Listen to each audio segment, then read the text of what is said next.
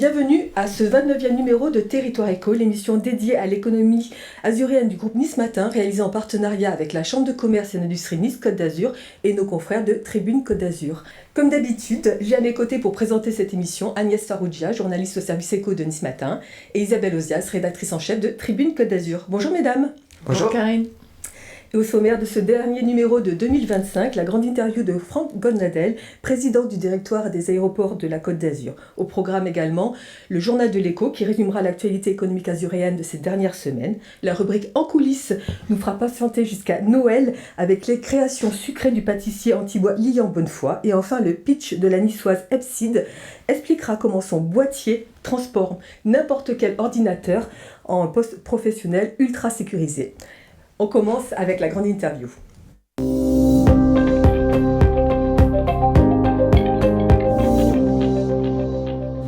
Alors, avec quelques 14,8 millions de passagers accueillis en 2024, l'aéroport de Nice-Côte d'Azur est le second de France et participe à l'attractivité des Alpes-Maritimes et de la région, que ce soit d'un point de vue touristique ou business.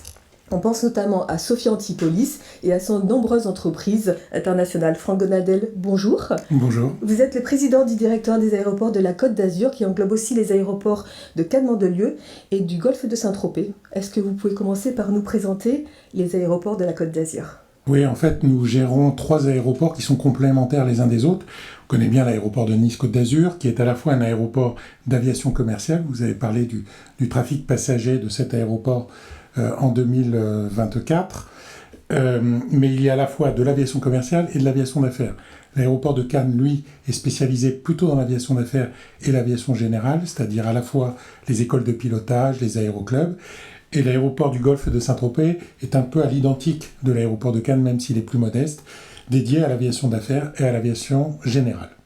On a parlé du nombre de passagers, 14,8 millions en 2024. Quelle destination desservez-vous ? Alors on dessert en été plus de 140 destinations, quarantaine de pays. En hiver, c'est un peu moins, c'est de l'ordre de 80 destinations. On a une très très bonne représentativité sur l'ensemble de l'Europe et du bassin méditerranéen. Et puis, c'est ce qui fait aussi la force et l'attractivité de notre territoire. L'été, nous sommes reliés avec beaucoup de fréquences sur les États-Unis, sur l'Amérique du Nord. En plus, tout au long de l'année, des grands aéroports du Golfe, comme l'aéroport de Dubaï, l'aéroport d'Abu Dhabi, l'aéroport de Doha. Vous venez de réaliser votre dernière étude socio-économique de l'aéroport. Est-ce qu'on peut donner un chiffre ? Quel est le poids économique de l'aéroport ? Effectivement, nous allons bientôt faire paraître cette étude que nous faisons à peu près tous les 2 ou 3 ans. Alors, pour aujourd'hui, et en guise de un peu de cadeau de Noël, je vais vous donner quelques premiers chiffres, mais l'étude montre que à la fois l'aéroport de Cannes et l'aéroport de Nice génèrent un peu plus de 2 milliards d'euros de création de valeur sur le territoire. C'est un peu plus d'1,5% de création de valeur de l'ensemble du territoire. Donc on voit l'importance que génèrent nos 2 aéroports sur la Côte d'Azur. D'accord. On va parler un petit peu de choses qui fâchent, malgré le bon dynamisme de l'aéroport, qui reste en progression au niveau mondial. Il y a quelque chose qui coince un petit peu, qui est toujours lanterne rouge sur un classement qui s'appelle AirHelp et qui jauge l'expérience client sur le site. Qu'est-ce qui se passe ? Alors, il faut savoir que cette étude, quand vous la lisez dans le détail, elle parle quand même beaucoup d'une clientèle qui n'est pas notre clientèle principale. Mais il n'empêche qu'il faut tirer de cette enquête ce qui veut dire derrière. Et on le sait, depuis 2 ans, l'aéroport de Nice, en période d'été, subit énormément de retard liés au trafic aérien et aux contraintes que nous met le trafic aérien, à la fois au niveau on va dire, du contrôle local sur l'aéroport, mais aussi dans le centre en route d'Aix, qui fait que on a une ponctualité qui s'est très largement dégradée, à la fois en 2024, aussi en 2023 et évidemment en 2025. Autre sujet de fâcherie, on est là pour parler de tout. L'accident entre 2 Airbus A320, évité de justesse au mois de septembre, puis en novembre, un appareil qui remet les gaz juste avant d'atterrir parce qu'un avion se trouvait sur la piste. Dans le premier cas, le bureau d'enquête d'analyse pour la sécurité de l'aviation civile a conclu à une erreur humaine. Un renfort d'une 30aine de contrôleurs aériens sur 3 ans est prévu.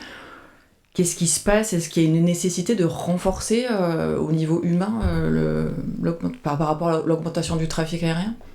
Alors, quand vous regardez le trafic aérien sur l'aéroport de Nice, on est globalement en ligne en termes de mouvement d'avion avec ce qu'on avait en 2019. Donc on n'a pas un nombre de mouvements qui explique une dégradation particulière. Les deux incidents sont de nature complètement différente, mais si je reviens sur le quasi-accident entre les deux avions, c'est quelque chose de très grave qui a nécessité, comme vous l'avez dit, une enquête du bureau enquête accident à la demande du ministre des Transports, Monsieur Tabarot, et qui fera la lumière sur ce qui s'est passé, mais dont le premier rapport indique bien qu'il y a une erreur humaine. Effectivement, l'équipage de l'avion qui était à l'atterrissage s'est trompé de piste. On en tirera les conséquences quand le rapport sera définitivement émis. C'est un incident grave, donc il faudra l'analyser, mais il s'explique, et encore une fois, le rapport le dira. Le deuxième événement que vous avez cité, j'ai envie de dire, ça arrive, et la remise de gaz qui a été faite, elle a été faite avec suffisamment de sécurité. Vous pouvez avoir à un moment donné un avion qui met plus de temps que prévu pour quitter la piste, donc libérer la piste pour pouvoir atterrir.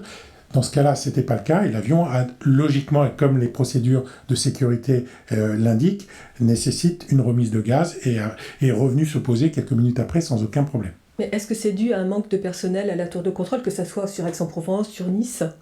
Alors, il ne me revient pas à moi de donner les raisons pour lesquelles cet quasi-accident a eu lieu. Il y a encore une fois des enquêtes qui sont en cours, et vous me permettrez de ne pas vouloir commenter une quelconque enquête.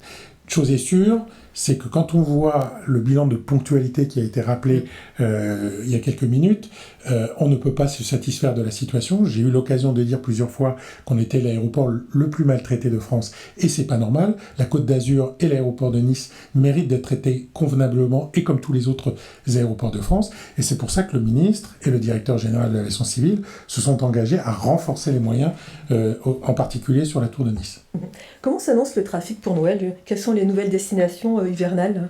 Alors, on a quelques destinations nouvelles sur l'Égypte, sur la Lituanie, qui font qu'on a en nombre de destinations, un nombre plus important de destinations qu'à Noël dernier.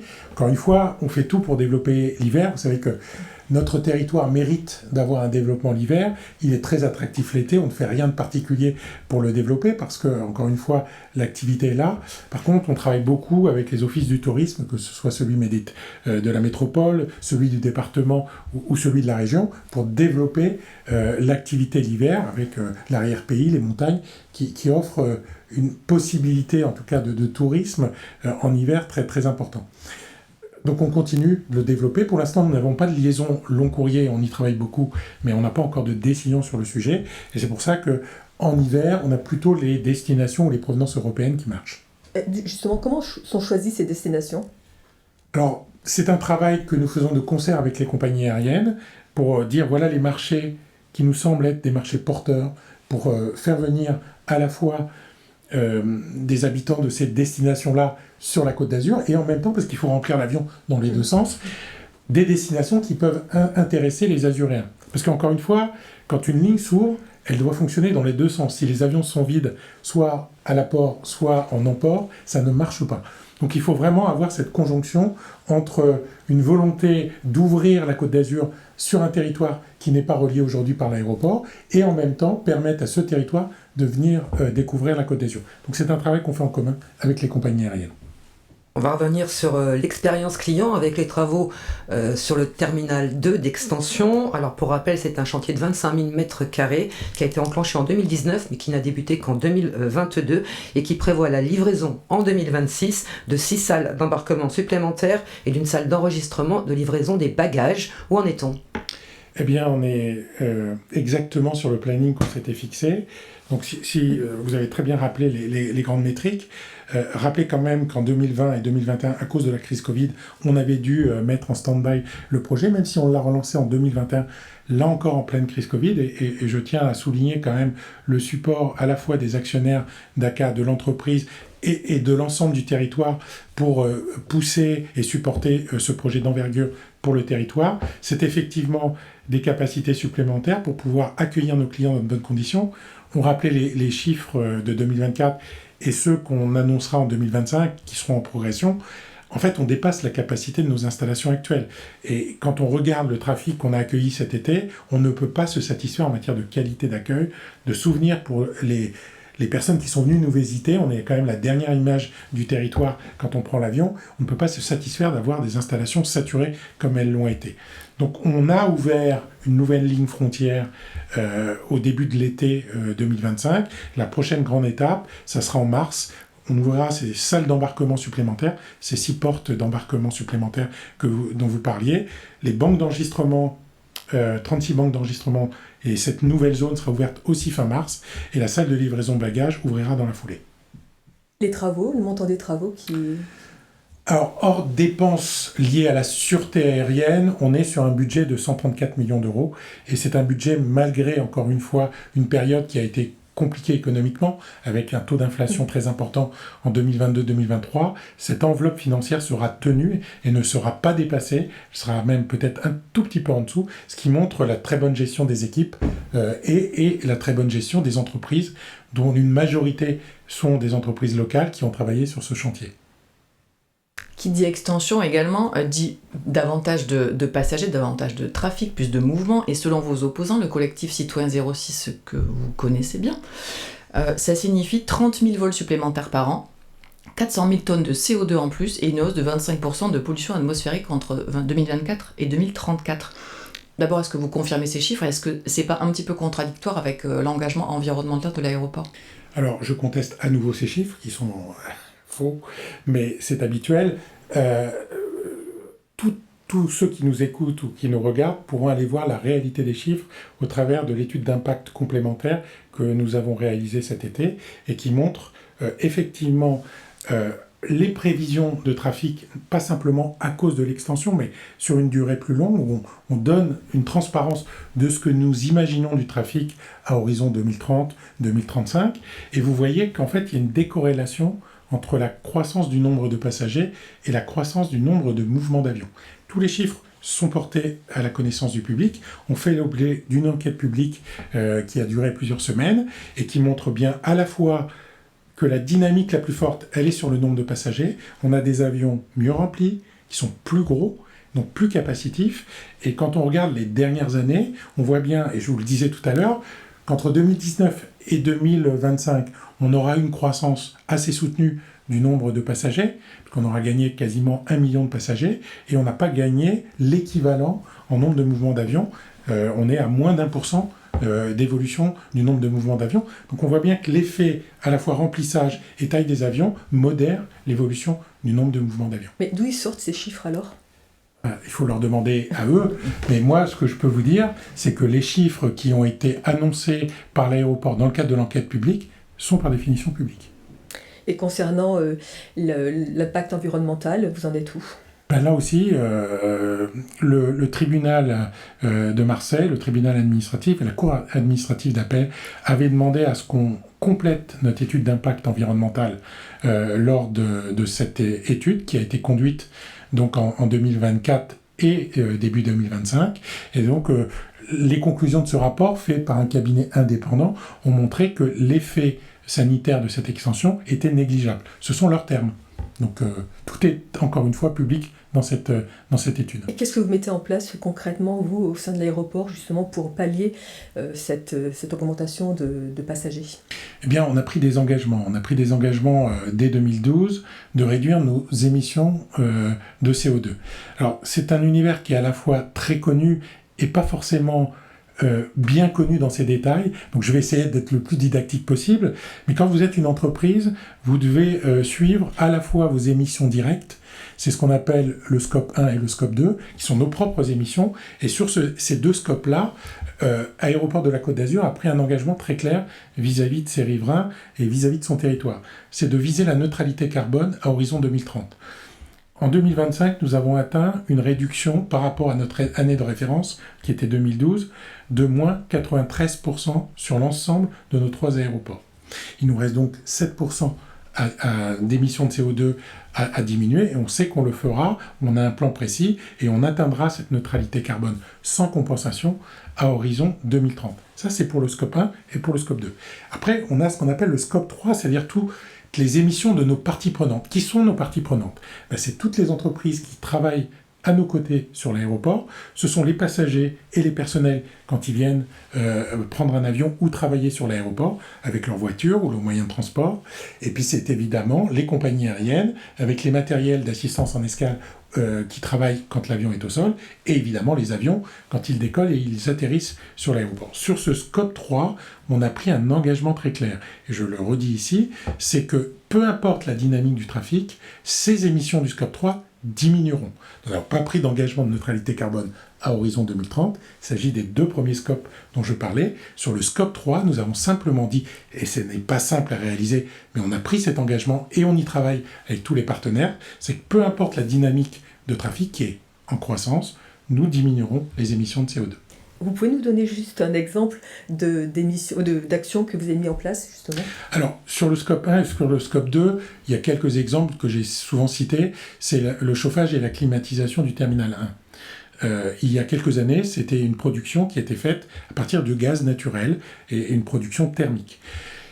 Nous avons rejoint un projet d'envergure de la métropole, c'est de récupérer les calories, la chaleur des eaux usées avant traitement de la métropole. Et à partir de cette chaleur, on la transforme par des systèmes électriques à partir d'électricité verte en climatisation et chauffage. Ça nous a permis de réduire très sensiblement nos émissions de CO2, on va dire nos propres émissions de CO2 dans le scope 1 et le scope 2. Quand on regarde maintenant le scope 3, qui est celui qui est le plus important avec l'avion, quels sont les grands exemples? Vous avez d'abord tous les transports publics qui sont aujourd'hui présents sur l'aéroport, le tramway, les bus électriques, les véhicules électriques, que ce soit pour les personnels, pour les clients, qui viennent de plus en plus nombreux et qui réduisent les émissions de CO2. Ça, c'est sur la partie publique. Et puis sur la partie, on va dire, réservée, avion, il y a tout le travail que nous faisons avec les compagnies aériennes et les assistants en escale pour transformer leur flotte de petits véhicules qui sont sous les avions en flotte complètement électrique, avec des bornes de recharge pour permettre à ces véhicules de travailler. Et puis vous avez tout le travail qui est fait avec les compagnies aériennes, de rajeunissement des flottes avec des avions plus modernes, plus efficaces, moins émissifs, et qui utiliseront de plus en plus des carburants de synthèse, le eSAF ou le SAF, Sustainable Air Fuel, qui ont des propriétés parce que recyclés à partir d'huile végétale usagée, d'être moins émissifs que le carburant aérien classique. Au-delà des capacités et des efforts réalisés sur les infrastructures portuaires, on entend de plus en plus souvent parler de surtourisme. Alors passer de 14,8 millions de passagers à 18 millions, comme le montrent les estimations, est-ce que c'est du surtourisme en devenir? Alors, sur les 14,8 millions aujourd'hui de passagers accueillis en 2024, il faut bien avoir en tête que une moitié à peu près, sont des Azuréens. Voilà, ce sont des Azuréens qui, soit pour des raisons professionnelles, soit pour des raisons personnelles, soit pour des raisons familiales, ont besoin de voyager. Et c'est pas à vous toutes ici, Azuréennes, que je vais dire qu'on est dans un territoire qui est un peu loin de tout. Oui, c'est vrai qu'on a le TGV pour aller à Paris en 5h45, mais si on veut aller à Nantes, si on veut aller à Strasbourg, si on veut aller à Toulouse, et je ne vous parle pas des destinations européennes, souvent, l'avion est le seul moyen qui permet de répondre aux besoins des Azuréens. Donc, avant de parler de surtourisme, il faut d'abord parler de mobilité des Azuréens pour pouvoir effectuer les trajets dont ils ont besoin. Puis effectivement, on l'a vu pendant la crise Covid, une grande partie de l'activité du territoire est liée au tourisme, que ce soit le tourisme d'affaires, et on sait qu'on est une destination de tourisme d'affaires, avec beaucoup de congrès très importants dans toutes les grandes villes de ce territoire, que ce soit Nice, que ce soit Cannes, que ce soit Antibes ou d'autres. On a besoin d'avoir un tourisme d'affaires qui vient participer et faire fructifier l'économie locale. Et puis on a du tourisme tout court, des gens qui viennent visiter la Côte d'Azur, et c'est bien fait. Quand je dis la Côte d'Azur, c'est depuis quasiment le Var jusqu'au nord de l'Italie, puisque nous sommes l'aéroport du nord de l'Italie, quasiment jusqu'à Gênes. Eh bien, cette clientèle-là, on doit l'accueillir dans de bonnes conditions, mais nous n'avons jamais eu comme stratégie de nous ouvrir à tout va. Et par exemple, quand vous regardez la liste des compagnies aériennes qui opèrent depuis l'aéroport, vous avez un panel très important de compagnies aériennes classiques. Vous n'avez pas une majorité d'ultra low cost qui amène un tourisme de masse. Ça n'est pas notre philosophie et ça n'est pas ce que souhaite le territoire. Merci beaucoup, Franck Gonadel. Vous restez avec nous et nous passons au Journal de l'Écho.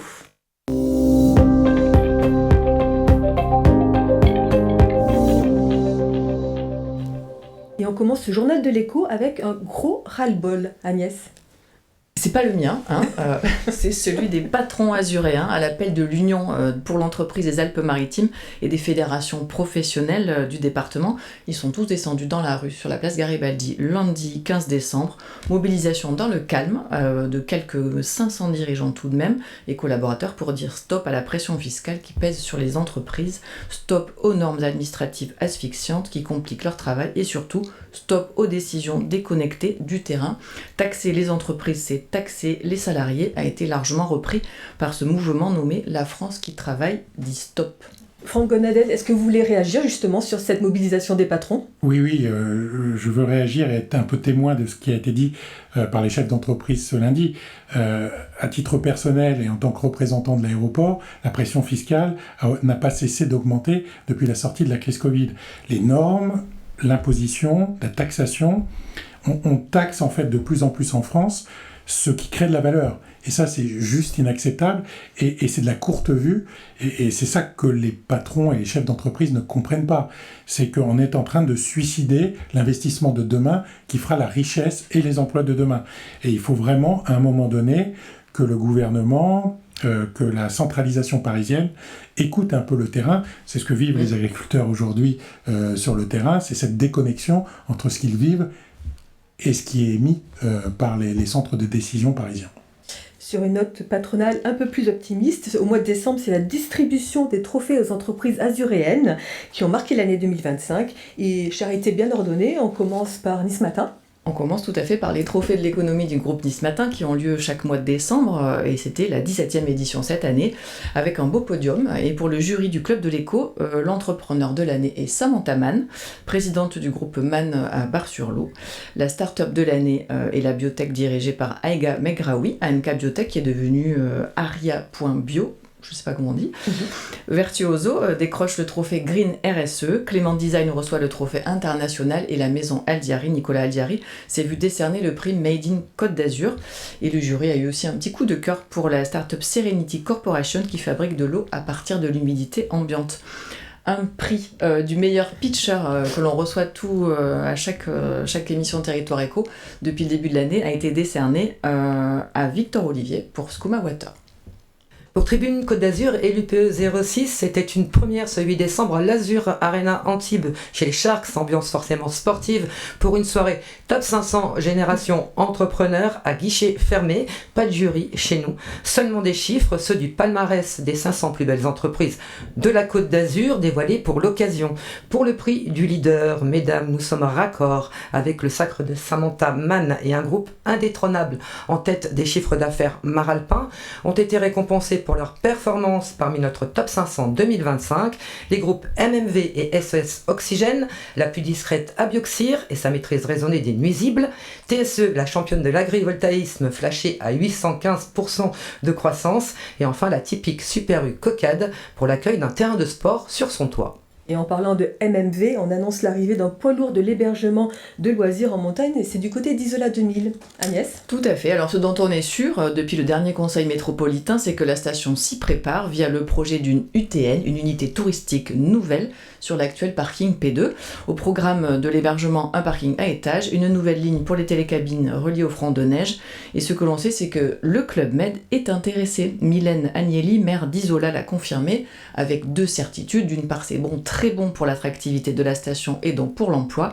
Et c'est aussi un projet qui se veut respectueux du site et de la biodiversité pour un développement aligné sur le respect de l'environnement.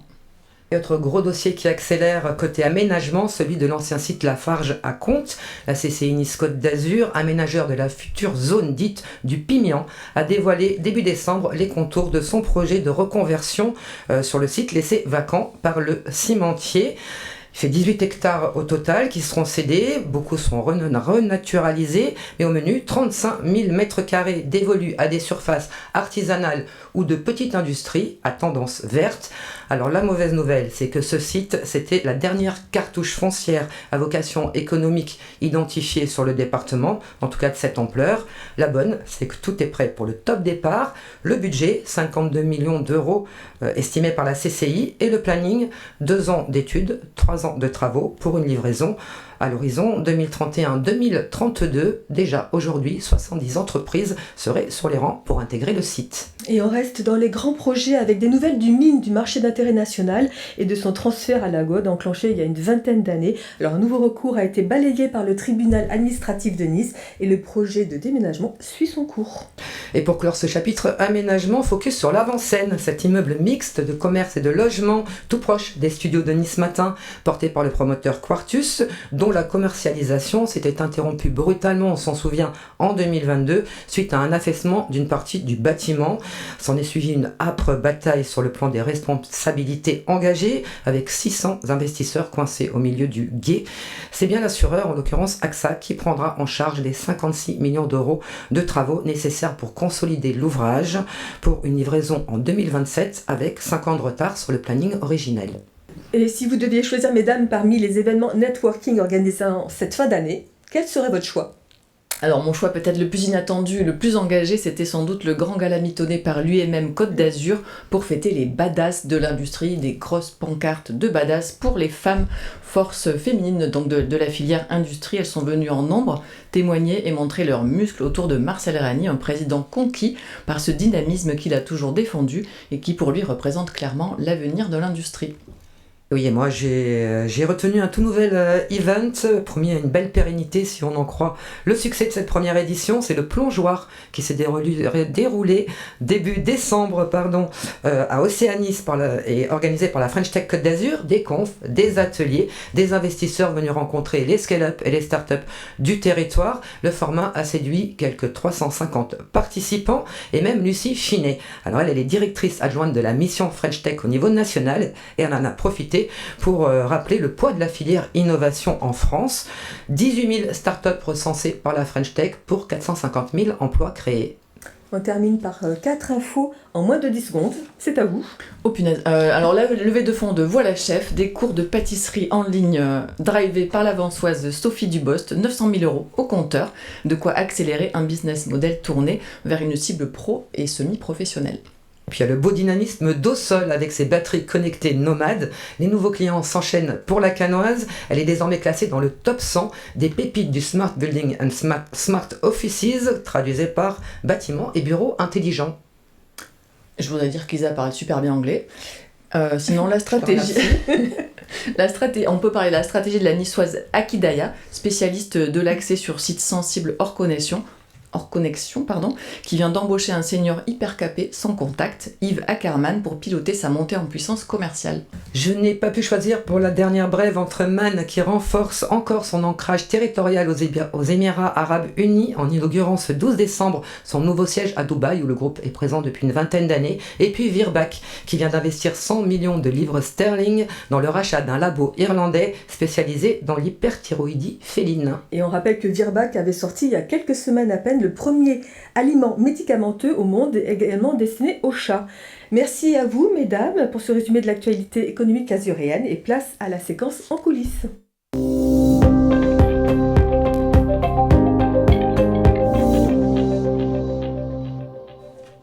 À quelques jours de Noël, on pense aux gourmands et aux bêtes sucrées. Et dans la séquence en coulisses, on vous propose d'aller voir comment Lilian Bonnefoy, qui a été sacré meilleur pâtissier de la Côte d'Azur en 2008, prépare les fêtes. Des fêtes qui représentent quelques 30% de son chiffre d'affaires de l'année. Pour tous les pâtissiers, les fêtes de fin d'année sont synonymes de création et fait des choses un peu exceptionnelles qui sortent de l'habitude. Sur l'ensemble de l'année, ça représente à peu près 30% de notre chiffre. Donc il ne faut pas louper cette période de fête de fin d'année. Elle est très importante pour tout le reste de l'année.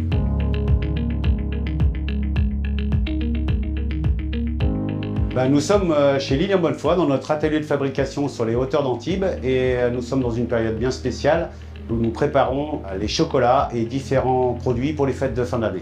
Donc là, début novembre, nous avons commencé cette année la préparation des bûches de Noël. Nous allons enchaîner là maintenant avec les bûches glacées pour Noël. Et bien sûr, il y a plein d'articles qui sont vraiment très spécifiques pour les fêtes de fin d'année. Nous avons à peu près une quarantaine de produits différents de notre gamme habituelle. Nous allons passer de 28 personnes à plein temps à 35 personnes sur cette période-là. Nous avons un surcroît d'activité. Nous passons d'un chiffre d'affaires habituellement dans une boutique qui est traditionnelle d'à peu près de 60 000 € à 120 000 €. Et bien sûr, sur l'ensemble de l'année, ça représente à peu près 30% de notre chiffre.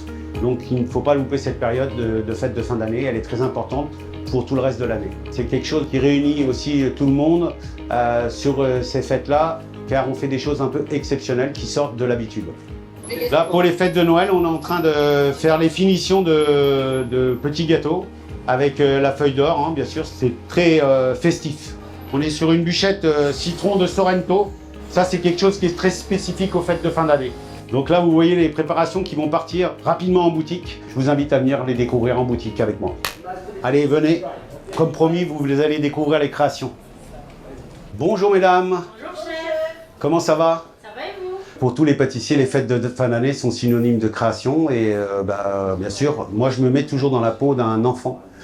Quand j'ai le sens de cette création, elle doit rester dans des yeux d'enfant en fait, quand on a vécu Noël. En fait, ça c'était une création qu'on a fait avec mon chef chocolatier autour d'une boule de Noël. Au départ, c'était l'idée d'une boule de Noël et puis très rapidement, on s'est dit tiens, si on lui met une tête, un visage, de la guimauve pour que ça soit gourmand, que ça soit garni à l'intérieur, je pense que c'est une création qui plaît beaucoup à nos clients. Et ça nous rappelle tous ces souvenirs et je pense que ces souvenirs sont très importants pour la création de nos produits de Noël. Un reportage très gourmand que l'on doit à Franck Fernandez. Franck Gonadel, est-ce que vous nous inviterez découvrir justement les coulisses de l'aéroport quand il sera livré? Avec plaisir. C'est toujours très important de voir l'envers du décor et surtout sur un aéroport. Avec plaisir. Merci en tout cas Merci d'avoir accepté notre invitation. Et on passe à la dernière partie de l'émission, le pitch du mois.